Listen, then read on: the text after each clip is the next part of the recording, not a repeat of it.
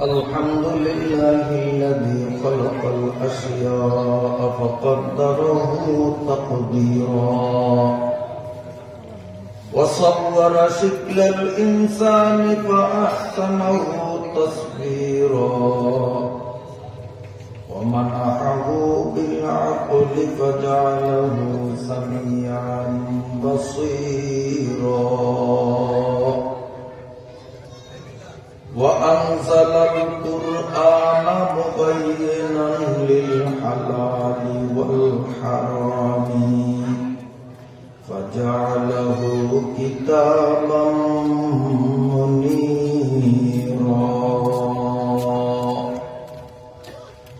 وأرسل نبيه محمدا إلى كافة الناس فجعله بشيرا ونذيرا وداعيا إلى الله بإذنه وسراجا وقمرا منيرا صلى الله تعالى عليه وعلى آله وأصحابه وأهل بيته وأتباعه الذين طهرهم الله من الرجس والشرك فطهرهم تطهيرا اللهم صل على محمد وعلى آل محمد كما صليت على إبراهيم وعلى آل إبراهيم إنك حميد مجيد اللهم بارك على محمد وعلى آل محمد كما باركت على إبراهيم وعلى آل إبراهيم إنك حميد مجيد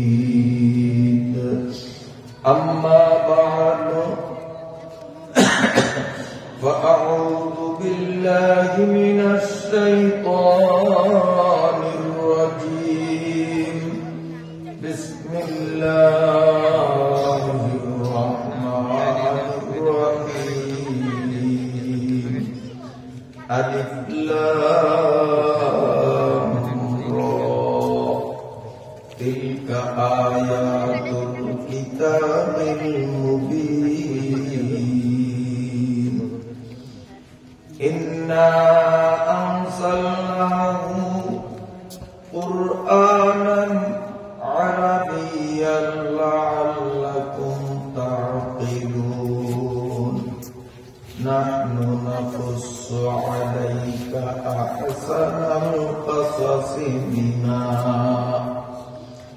بما أوحينا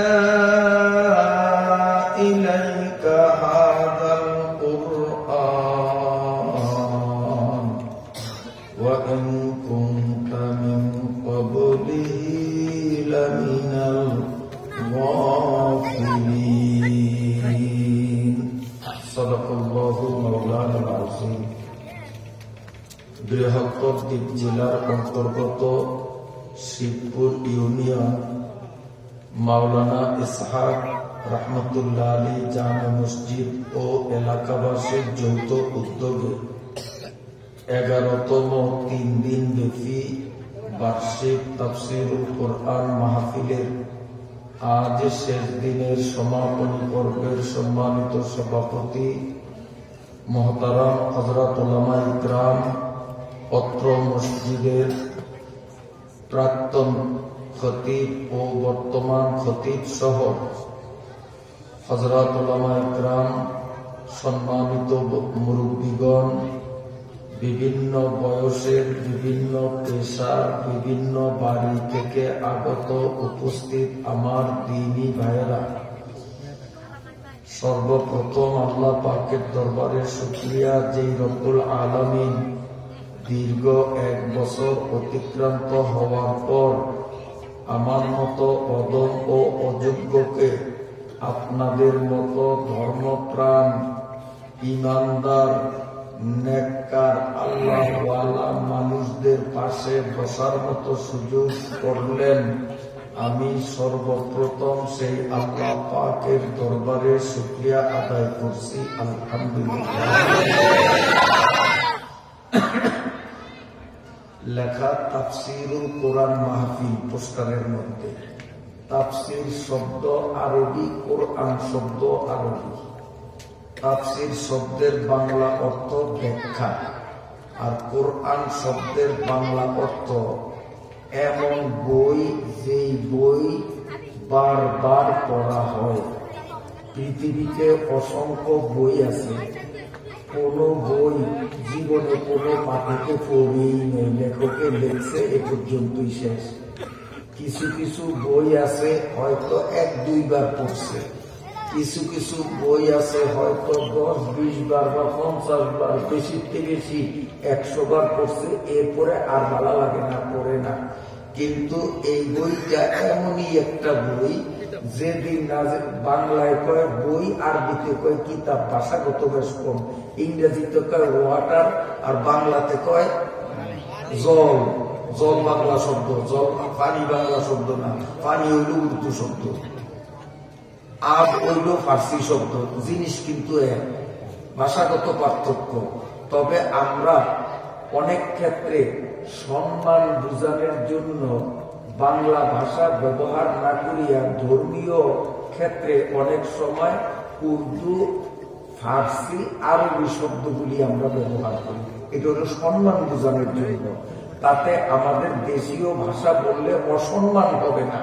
কাজে এটাকে বই বললে ওই দুনিয়ার অন্য বইয়ের মতো না। বড়সাই বই বলে বাংলাতে, আর আরবিতে কাফ, তা, আলিফ, বা। অভিধান পড়লে দেখবেন এই কিতাব শব্দের অর্থ সামনে লেখা বই, বুঝেন না? তবে আমরা কোরআনের একটু আলাদা মর্যাদা বোঝানোর জন্য এটাকে কি বলি, কিতাব বলি।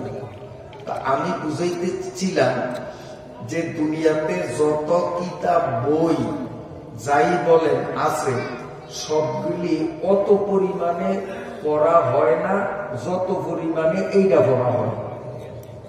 জন্মের পর হইতে আমরা আলহামদুলিল্লাহ সূরা পড়ি, কুল হুয়াল্লাহ সূরা পড়ি, অরুচি আইসেনি। ইমাম সাহেব কোনদিন কমিটি মিটিং করিয়া কইছেন যে হুজুর সারা জীবন আলহামদুলিল্লাহ সূরা শুনছি, আর কত শুনবো, এইবার আলহামদুলিল্লাহ সূরা বাদ দিয়া অন্য একটা সূরা লম, এরকম কইছেন কোনদিন? অবক্তি আইছে? যত পড়ি তত লাভ, যত পড়ি তত লাভ, যত পড়ি তত মজা।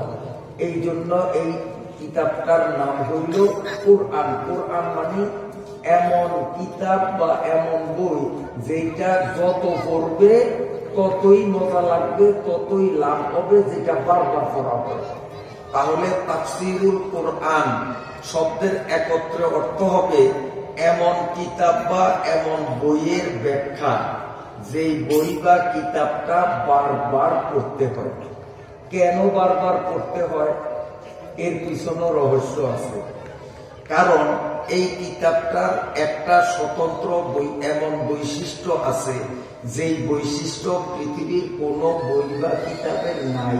সেই বৈশিষ্ট্যটা কি? কোন একজন গ্রামারবিদ, ইংরেজিতে কয় গ্রামার, বাংলাতে কয় ব্যাকরণ, আরবিতে কয় নাহু সরফ। জিনিস কিন্তু একটাই, ভাষাগত ব্যবধান। কোন গ্রামারবিদ যদি তার গ্রামার সংক্রান্ত আপনার বিদ্যা শিখতে চায়, গ্রামারবিদ ব্যক্তি কোরআন শরীফের আয়াতগুলি যদি পড়ে, তাহলে তার কাছে মনে হবে যে কোরআন শরীফ আরবি গ্রামারের একটা কিতাব। কোন ঐতিহাসিক, যারা ইতিহাস নিয়ে ঘাটাঘাটি করে, ঐতিহাসিক ব্যক্তি যদি কোরআন শরীফ পড়ে তাহলে সে দেখবে যে কোরআন শরীফ একটা ইতিহাসের কিতাব। কোন মুফতি সাহেব যারা ফতুয়া ফরায়েজ জানে, মাসলা মাসাইল অভিজ্ঞতা, এরকম মুফতি সাহেব যদি কোরআন শরীফ পড়ে তাহলে ওনার কাছে মনে হবে যে কোরআন শরীফ একটা ফতুয়ার কিতাব, একটা ফেকার কিতাব। কেউ তো ঠিক না ভাই? ঠিক। কোন রাজনীতিবিদ যারা প্রকৃত রাজনীতি করে, আগে রাজনীতির অর্থ বুঝতে হবে। আমরা যারা নিজেদেরকে রাজনীতির পণ্ডিত মনে করি, আসলে রাজনীতির অর্থ কি জিজ্ঞাসা করলে জবাবও দিতে পারবে না, তো রাজনীতির অর্থই বোঝে না, এই আবার কিসের নেতা?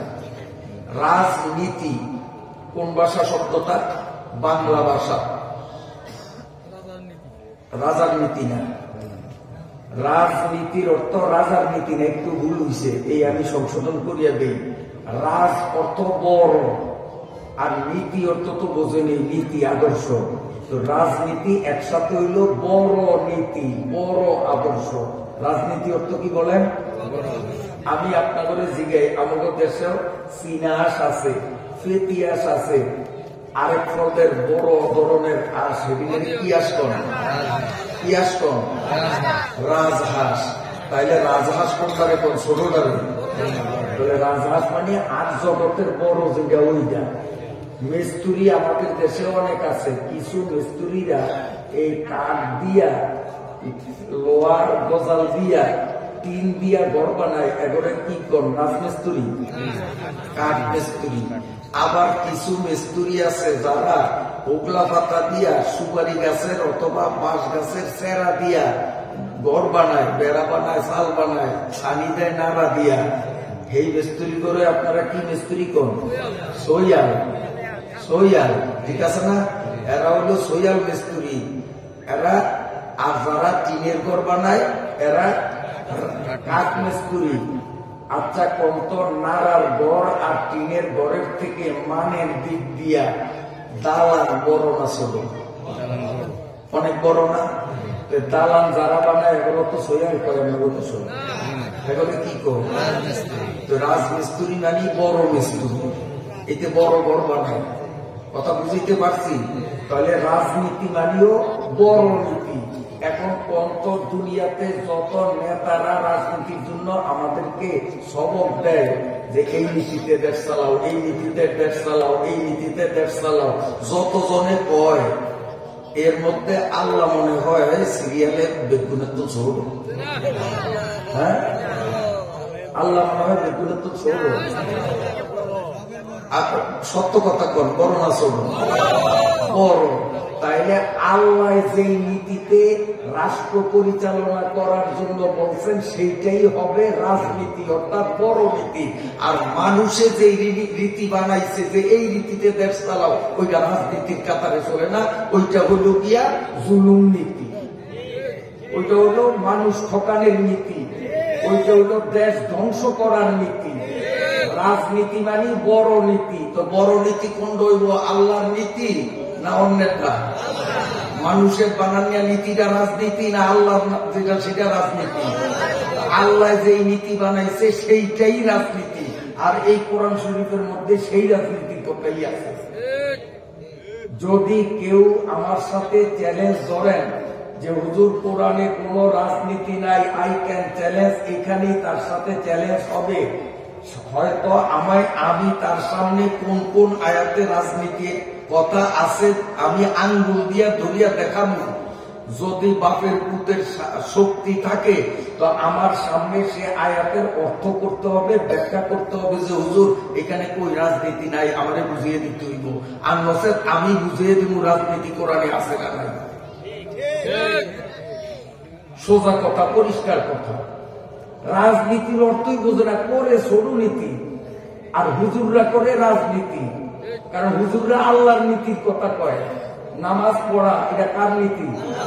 রোজা রাখা কার নীতি? জুলুম না করা কার নীতি? হ্যাঁ, ওই শোনেন, আপনার এই সূরা ইউসুফের তাফসীর হবে ইনশাআল্লাহ ধারাবাহিক। আগে খোলাটা তৈরি করতে হতো, কারণ জ্বালা বিছনা যদি না সই দান গুণ পুনিয়া দেয় তো কিন্তু জ্বালা হইব না। আগে বিছনাটাকে সইতে হইব, বই দিতে হইব, এরপরে আড়ি দিতে হইব। তো সূরা ইউসুফের তাফসীর শুনবেন, এখন একটু জ্বালা বিছনাটারে হাঁটা করতে আছে। আমি কোরআন শরীফ খুলিয়া ধারাবাহিক ভাবে বলবো ইনশাআল্লাহ। আমার বলার মধ্যে আমি মানুষ, আমি ভুল করতে পারি।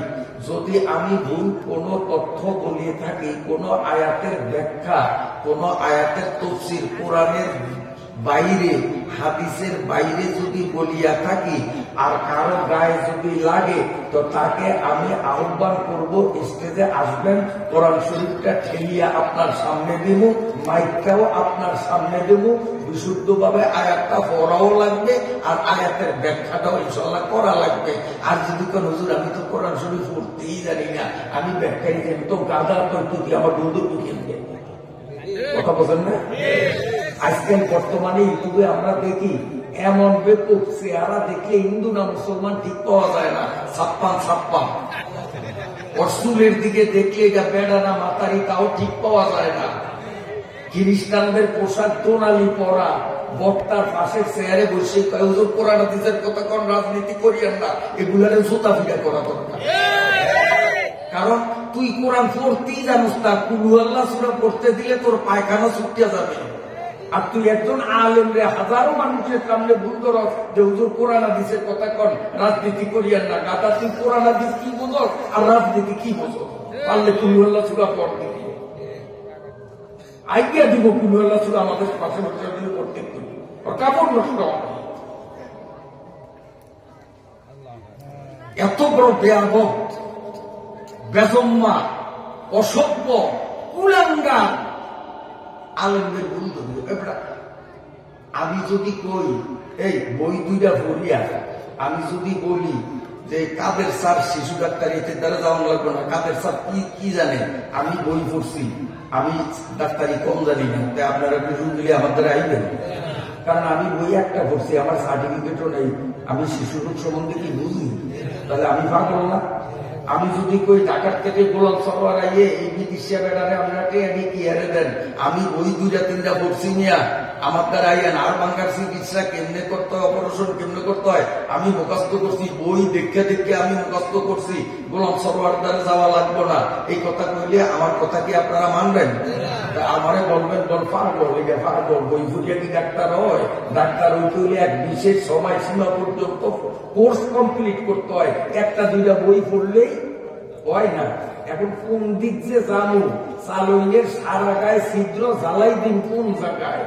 আমাদের দেশে বর্তমানে একদল ফিতনাবাজ বাড়িছে, এরা কয় আলেম লাগবো না, কয় নিয়ম আলেম লাগবো না, অথচ কয় যারা তারা কিন্তু আলেমের বেশ ধরছে।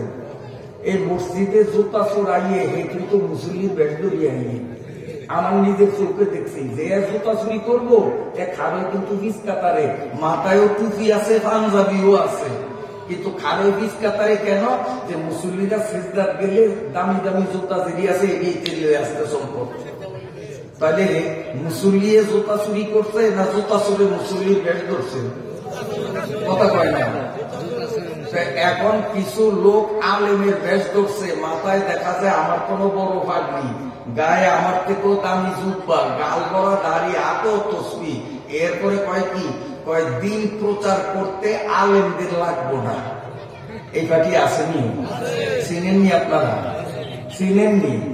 তাইলে ওনারা একটা দুইটা তিনটা চিল্লা দিয়া কিছু ওয়াজ মুখস্থ করছে, মিম্বরে বইয়া ওয়াজ করতে পারে, ওরে কুলু আল্লাহ শরীফ এখনো পড়তে পারবে না, আলহামদু সূরা পড়লে এক লাইনের মধ্যে 90,000 দইব ভুল, ওর পিছে নামাজ পড়লে নামাজও দুরুস্ত হইব না, কেরাত ভুল, খালি পারে কি যোগ্যতা এক কান, মিম্বরে বয়া দিলে 3 ঘন্টা ওয়াজ করতে পারে, মুরব্বী এই কইছে, মুরব্বী এই কইছে, কিন্তু কোন কিতাবে কি কইছে কিতাবে রেফারেন্স দিয়ে কইতে পারবো না।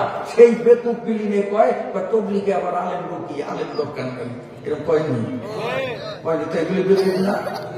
আবার কিছু আছে আমাদের সমাজে এই সরি 2-3 কান বই করিয়া ইমাম আবু হানিফা কি আমরা মজাব মানি না, আমরা আলেম ওলামা মানি না, আমরা বুখারী মানি, আমরা হাদিস মানি, হাদিস দেখা দেখা চলবো। ওরে বাপরে বাপ, তুই হাদিসের কি বোঝো? সৌদি একখান বই পড়িয়া তুই একখান হাদিসের পণ্ডিত হয়ে গেছ। আর আলেমরা 30 বছর পর্যন্ত লেখাপড়া করছে, তারপরে জীবন ভর বুখারী শরীফ পড়াইছে, আলেমরা হাদিস বোঝে নয়। আর তুই স্কুল পড়ুয়া অথবা মূর্খ একটা দুইটা সৌদি বই পড়িয়া একটা ইসলামের পণ্ডিত হয়ে গেছ। সিল্লেয়া আমিন কইয়া মসজিদ গরম করিয়া দেয়, মাতারি মতো মাইয়া মার্কা নামাজ পড়ে আম বান্ধে এন আসেনি ওই পার্টি।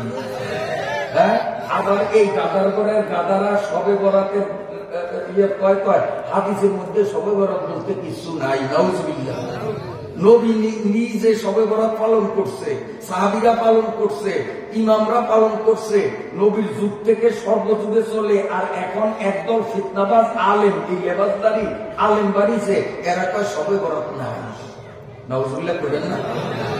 এমনি মুসলমানে ইবাদত করে না, অন্তত সবে বরাতের কেন্দ্র করে হইল কিছু আবাদত করে। এই অবশ্যকে হয় না, নিজেরা তো আবাদত করে না, বাকি আল্লাহর আবাদত করিয়া কিছু সোয়াব কামাই করুক, এই অবশ্যক হয় না। বেতনের নামাজ আপনারা কয় রাকাত পড়েন? 6 রাকাত। কয় রাকাত? তো শিবপুরের মানুষ। কিন্তু এখন একদল ফিতনাবাদ ওই বই দুয়াংশি বই পড়িয়া একবারে আমি হাদিস মানি, আমি আলেম মানি না, ওই আমাকে বেতনের নামাজ একটা ফুল রমজানে তারাবি 8 রাকাত পড়লে হইব।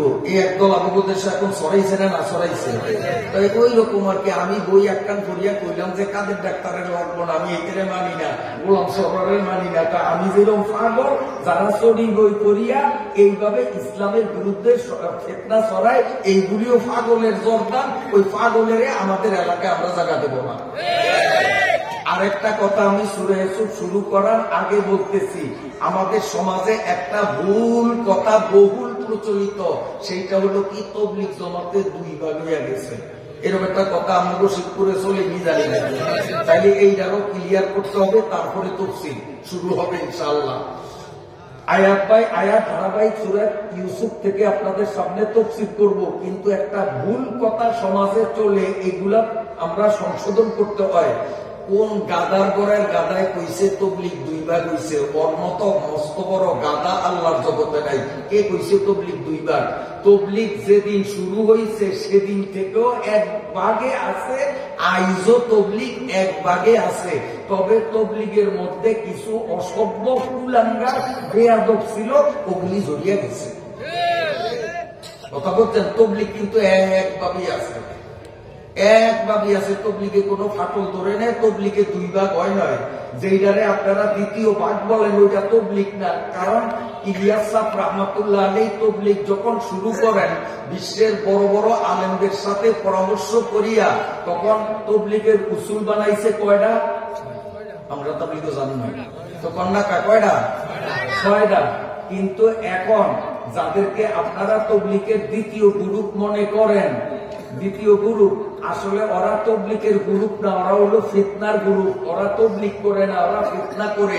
তার কারণ ওরা 6 উসুলের 2 উসুল বাদ দিচ্ছে, ওরা মানে 4 উসুল। তাইলে 6 উসুল যে মানে না সে তাবলীগ ওয়ালা হইতে পারে? একটা প্রাইমারি স্কুলে 100 জন ছাত্র, তার মধ্যে 4টা ছাত্র বেয়াদব, স্কুলের আইন কানুন মানে না।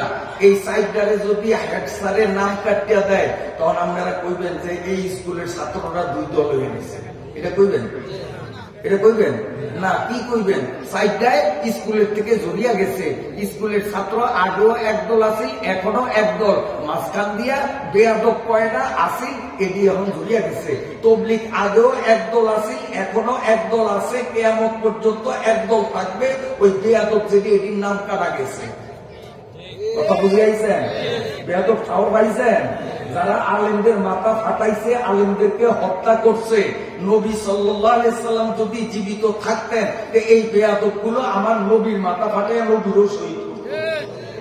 কারণ নবীর ওয়ারিস আলেমদের মাথায় যে বাড়ি দিতে পারে, নবী থাকলে নবীর মাথায় যে বাড়ি দিত না, এইটা কি প্রমাণ?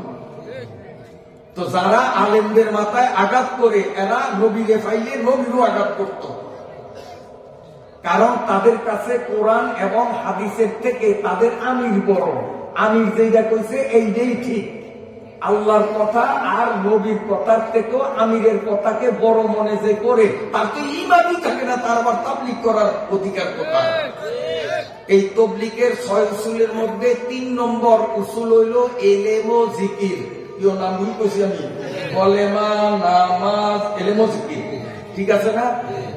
এতদিন পর্যন্ত ওই বেয়াদবগুলি মিম্বরে বসিয়া বসিয়া বলতো কি এই 3 নম্বরেরটা।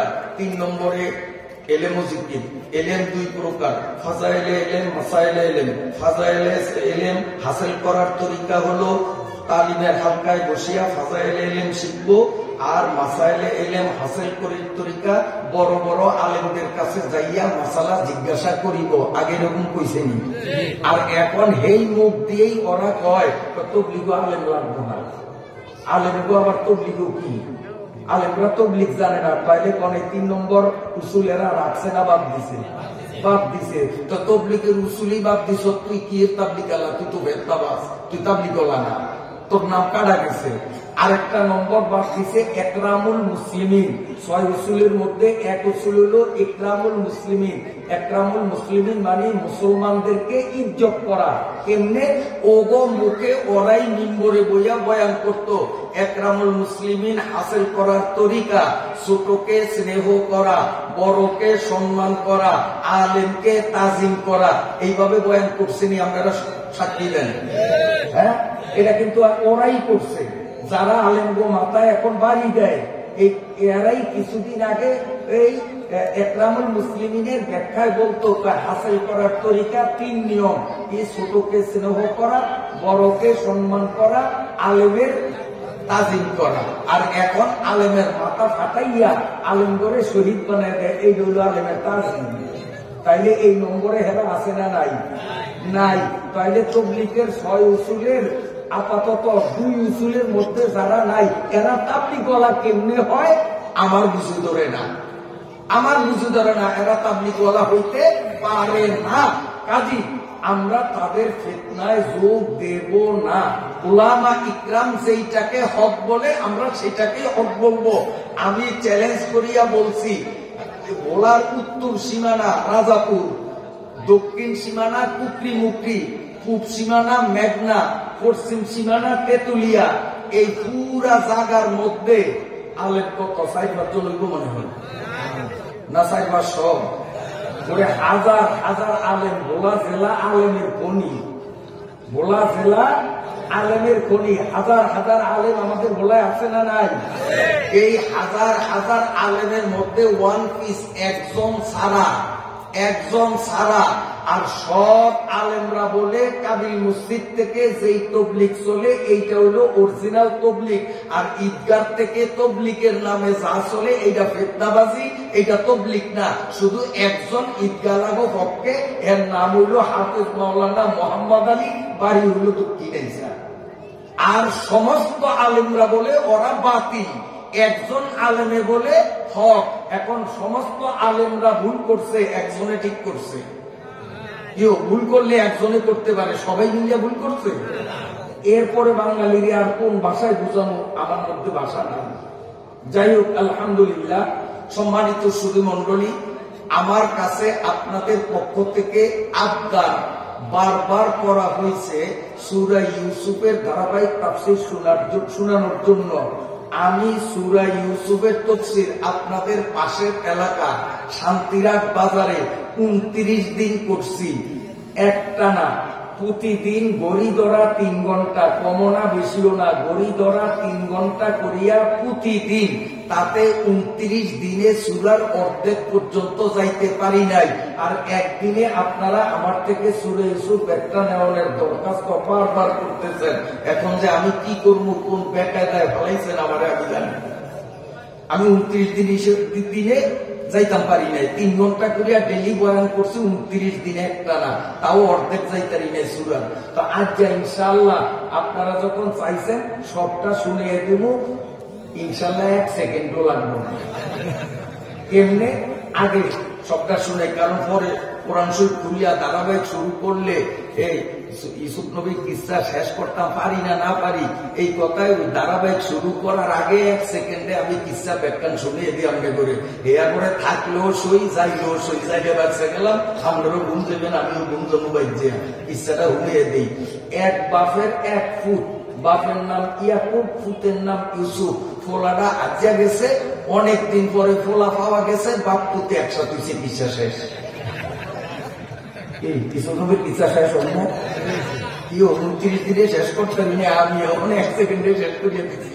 এককালে চিকিৎসা শুরু তো শেষ পর্যন্ত ব্যাখ্যান করিয়ে দিচ্ছি। 1 বাহের 1 ফুট হারিয়ে গেছে, পরে ফোলা পাওয়া গেছে, বাপ পুতে একসাথে চিকিৎসা শেষ। আলহামদুলিল্লাহ পড়ুন। আউযু বিল্লাহি মিনাশ